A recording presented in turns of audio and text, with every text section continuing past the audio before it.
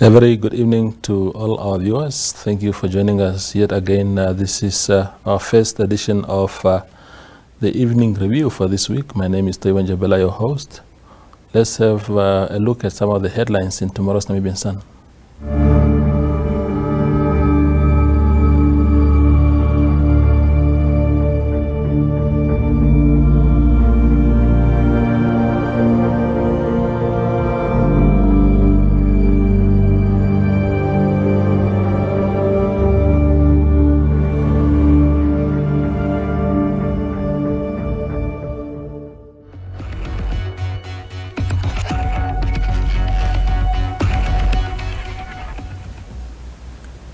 Tonight on the show, we are going a little bit younger. We are joined by Esther Shakela. She is the national spokesperson of the Namibia National Student Organization, Nanso, to talk to us about some of the few things that they have expressed themselves on last week during a press conference that they held.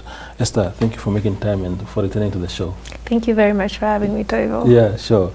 So last week, Nanso held a press conference and you had a buffet of things to say. What caught my attention in particular was the issue of a number of things. One of them was NSFAF, the Namibia Namibia Financial Assistance. Just call it NSFAF. Yeah, it always catches me off guard. Sorry about that. But you guys are not happy with the plan to reintegrate NSFAF into the Ministry of Higher Education. What are the reasons for that particular position that you took? As indicated in our press release, Nanso was consulted extensively with other stakeholders in 2018 concerning the return of the funding body to the Ministry of Higher Education, Innovation and Training. And during our submissions, I believe just like some stakeholders, we had indicated that it would be more prudent and it would be better if we could rather find ways to improve the governance at NSFAF and then also just ensure that the operations of the funding body are effective, they're efficient, they're responsive to student needs and to student wants and also student issues.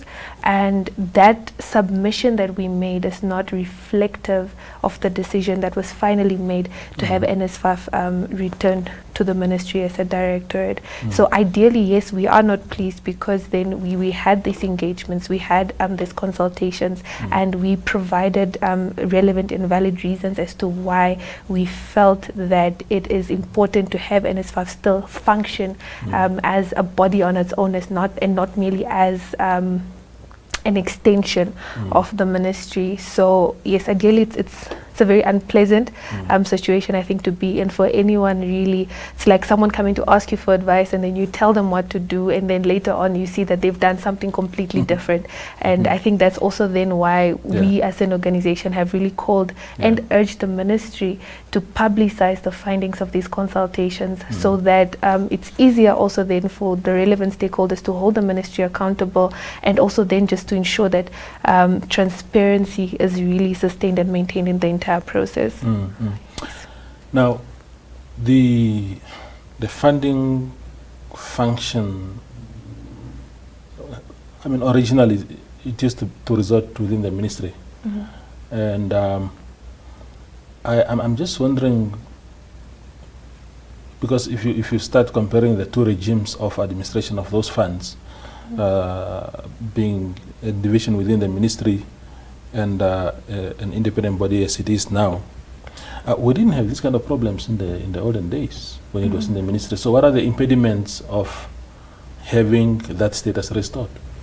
I think, Toivo, we are functioning and operating in different dispensations, and I think that it's important for NSFAF, or rather for the funding body, to remain as it, and not really I think, but we think as an organization, pardon me for that, for the funding body to remain as an independent body, because that also allows for checks and balances, and it allows for the body to be held accountable for its functionality and its for operationalization on its own, aside from the ministry. And I think that when we have such measures in place, and when we're able to really look at the body and say, okay, you said this is your mandate, and in as far as your mandate is concerned, this has been your commitment to delivering this mandate. Other functions of the ministry aside, how are you ensuring that you're delivering on your mandate? Because another predicament that I believe would also arise from having NSFAF as a directorate is then that you would end up having a situation where, for instance, even when it comes to now hold accountability processes and so forth, then we hold the entire ministry as responsible for, say, an irregularity that's taking place in the directorate, whereas when it's functioning on its own, then it's easier to then also hold everybody accountable, and then to also just ensure that those functions and processes are carried out as they should. So I think that's really it. Yeah. Do you guys feel, as Nanso, do you feel conflicted? Because does Nanso has vested interest in NSFAF being the body that it is today on its own? Because I know, for example, that there's a board seat reserved for Nanso on the board of NSFAF. Are these some of the things that are influencing your position on this matter? Absolutely not. I think really we do not speak in isolation, especially when we pronounce ourselves as a National Executive Committee of this organization. We do not just come to the table and decide, okay, for those of us that are sitting at this table, this is what we're going to say, or this is how we feel. But really our position is also informed by the concerns of our constituents, whom we legitimately represent as one of the only legitimate student bodies in this country. So it is not it is definitely not that the organization has vested interest in the body, or that perhaps we are trying to protect or advance an interest of our own, but it is rather that we are speaking and pronouncing ourselves also as a response or in alignment with what our constituents have raised concern and expressed worry over, to say that, okay, comrades, this is the situation that is at hand, and we feel this way about this certain situation. And also then drawing back to what you said, that now in the olden days, like I earlier said, we are functioning at a different time, with different circumstances, and with things definitely being different compared to the olden days. So it is also important to take cognizance of the fact that some of the people who are students today, who are in need of NSFAF loans and who are direct beneficiaries of the fund functioning as an independent body, are people who were not students in the olden days. So they know their needs, and they know what they need in order for their wants and in order for their academic experience to be enriched, as far as funding is concerned. Does it not bother you, Esther, and the rest of the Nanso leadership that if funds are reserved for NSFAF, that so much of that funding, but a very huge chunk of that funding end up going to operational issues of the fund, and leave so many students without funding? I mean, again, you don't want to talk about the olden days, how it operated, but as a division in the ministry, there was no a CEO being paid $2 million. There was not so many executives having to rake in 1-point-something million per year. So much money that should have been really reserved for students, for more students to go to university. Does that sit well with you guys? I think, Toivo, that then just also brings us back to what is actually contained in the press statement, which is that we believe that NSFAF should rather as a collective responsibility, not really to be pinned on anybody, we should be more focused and concerned with fixing the governance predicaments that we have at NSFAF, which I think encompasses some of these operational costs that you're referring to, some of these unnecessary incurrences that the fund often has to incur just because of one or the other reasons. And also, I think to say that, I think we look at it that it's not just an amount that's being reserved for the funding body as NSFAF.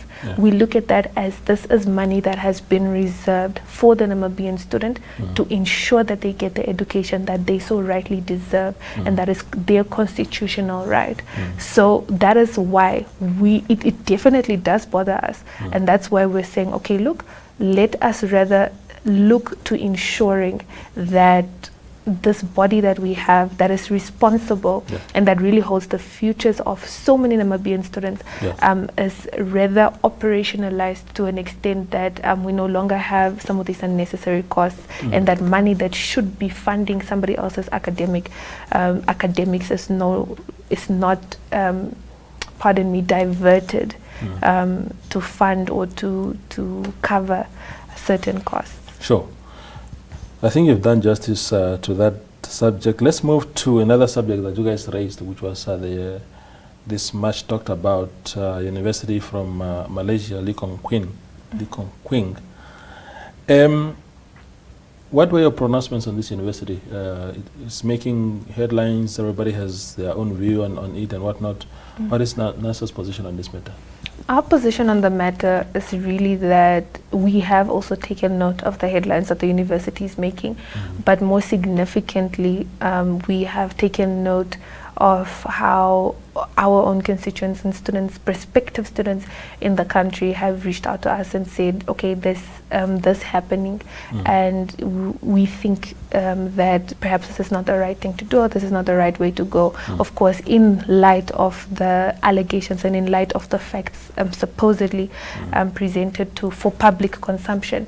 And really our pronouncements on the matter is that there are ample institutions in the country that are Namibian owned and managed, and we think that government funding and government efforts should be geared in the direction of strengthening and developing these institutions and colleges and institutions, pardon me for the repetition, but also universities, in order to ensure that they become world-class institutions. Because at the end of the day, when we allow for foreign universities or colleges and institutions to come and take up a huge chunk of government funding, we do so at the expense of Namibian-owned institutions, which could be very well enhanced and improved and developed to really become whatever it is that we think we're going to be getting from the outside.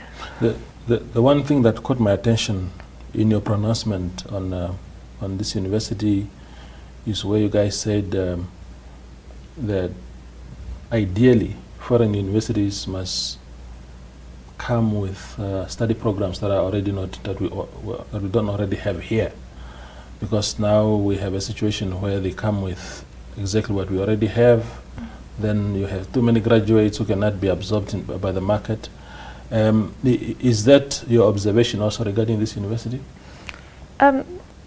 Regarding the university specifically, not exactly, especially because, like we mentioned in the press statement, there are allegations about this university. So none of us, I think, in this country to a very large extent actually understand, number one, the functionality of this university, number two, what this university is even all about. I think even as it stands, neither of us can categorically mention that this university is perhaps a science university, or it's a business university, or it has a specialization, or whether or not all these things happen or whatever. We do not have that information. All we have now is mere allegations, and we're just now taking into account these allegations and then maneuvering around the information and interacting with the information that has been given to us. But it has certainly been a very keen observation that we do have foreign universities come into the country, and they set up and they offer a diploma in business administration, they offer a certificate in management and taxation, they offer an honors degree, a bachelor's honors degree in public management. But we have these courses already offered at the Namibian University of Science and Technology, as well as the University of Namibia. I'm sure even the International University of Management has a program somewhere in that line. And so really what we believe, or what we're saying as an organization, is then just really that, yes, ideally, if there is a circumstance that necessitates for the establishment of a foreign university that is supposedly going to be reliant on government funding, then let it be necessitated by the fact that, okay, look, colleagues, we do not have maybe an aviation school in this country, or perhaps you only have one, but it still has its links and ties to South Africa. So we just wanted to add onto what we have to ensure that the Namibian learner has more options when it comes to studying or furthering their studies from grade 12. So yes, ideally, a university that actually offers that which we already do not have, or that which is already not accessible to the Namibian learner. I think that would perhaps be more acceptable, but of course that's a topic that is not at discussion. Sure. Okay, thank you, Esther, you are clear. We go for a quick break and then we return for the last part of the show. Strike it gold and win 5,000 Namibian dollars in cash with Neo Paints. Simply buy Neo Paints products from the selected range and stand a chance to get one of 12 mystery buckets filled with gold paint. All 12 winners will each get 3 extra paint buckets equal to their purchase. One to replace the gold paint, the second to use on your project, and the third to give to a charity of their choice. One winner can score another 10,000 Namibian dollars by showing us your creative use of the golden paint. The best project wins the cash. Offer is valid from 27 September to 18 December at your favorite hardware store nationwide. Visit us at neopaints.com for more competition details and follow us on Facebook for weekly competition updates. Neo Paints, a coat of excellence.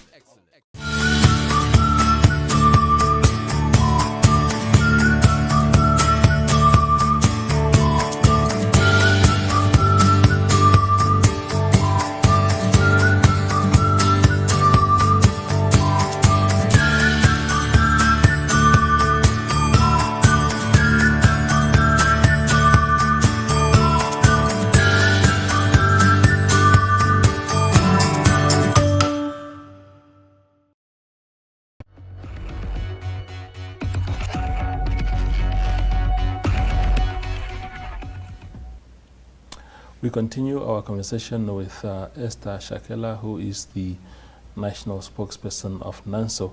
The last subject I want to address you on, again, also originating from your press conference last week, is around youth unemployment. I suppose it's youth unemployment mainly. What are the messages that Nanso is getting from your constituency? I know that you represent primarily students, but when they graduate, of course, those members and that constituency of yours, when it graduates into the market now, the job market, somehow they seem to have so many difficulties. What are your propositions? What are you telling government and the authorities to do? We're telling government to really look towards having targeted interventions in dealing with the issue of unemployment, because I think the general feel in the country now is that youth unemployment and really unemployment overall is reaching crisis level. And so many young people are concerned about their livelihoods, about their futures, because we have young people with master's degrees that are sitting at home, that are trying somewhere, somehow to just make a living or to just be able to buy themselves a loaf of bread. So I think selling chicken even, right?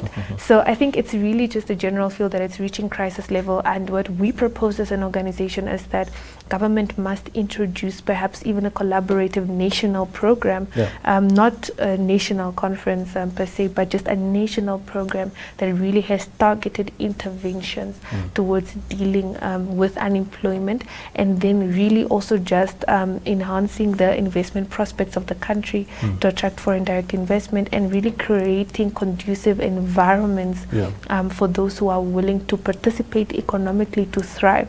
Because I believe, or we believe rather, that there are a lot of young people who are willing to do something. They're willing to use their hands. I think we saw, especially at the onset of the lockdowns and at the dawn of the outbreak of coronavirus, we saw so many businesses come out of that period because young people found a way to make everybody's life easier, whether it was deliveries or making head garments or even creating these platforms on social media for young people to keep themselves busy while they were isolation or in quarantine or just basically staying at home because of the virus. So I think really that what we need, or that what government needs to do and prioritize, is to ensure that we are in an environment, or rather that we create a suitable environment for these young people to be able to flourish, to be able to thrive in however they want to do it, whether it is through entrepreneurial ventures, whether it's through social enterprises, whatever contribution economically that a young person is able and willing to make. We believe as an organization that that kind of environment, that kind of platform must be availed to them. Nanso must have observed this recurring narrative by particularly the older generations of our country, some of them ministers, saying that young people must create jobs for themselves and stuff like that. And it always induces emotionally charged reactions from particularly the young people. What is Nanso's just view on young people being told? Is there even a conducive path for them to start businesses? You know, new graduates coming out of university. What is your take on that? We think that to really tell someone who has done their level best to make a living for themselves and to also ultimately assist those around them, that they just need to try harder. Just create a job for yourself, Toivo, just do better. You're not doing enough. We think that it's insensitive and is a bit detached from the reality of the socio-economic context of a lot of young people in this country. And to answer your question, we believe that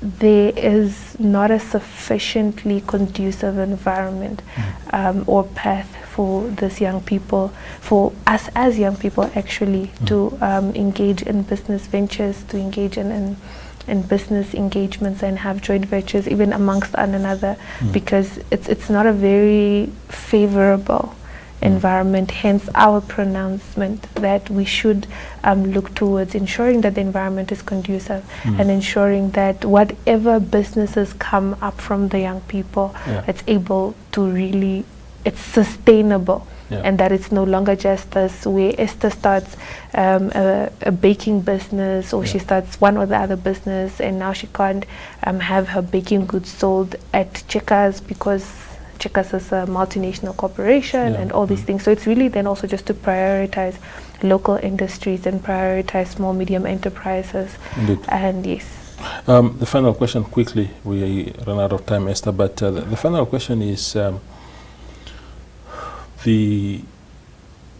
the young people getting sufficiently equipped in terms of skills and knowledge when they come out of university? Are they market ready? What is your assessment? We think that in addition to the qualifications received, of course, we think that there is still need for all of us as young people to equip ourselves with more pragmatic skills, especially as it relates to the market, and really being able to translate the theoretical knowledge that we've received into practical solutions for our country. And really, I think that there remains a need for us to equip ourselves, and for us to also then be given opportunities to equip ourselves with the relevant skills and knowledge that will benefit the sustainable development agenda of the country. Indeed. Yes. Esther, thank you very much for making time today. We appreciate your time. Thank you very much for having me, Toby. It's always a pleasure. Sure, definitely. Right. Yeah, so Esther will be back again. We will continue to summon her here whenever there's something concerning Nanso and youth, matters of students in the country, which is their mandate. Thank you for watching, and good night.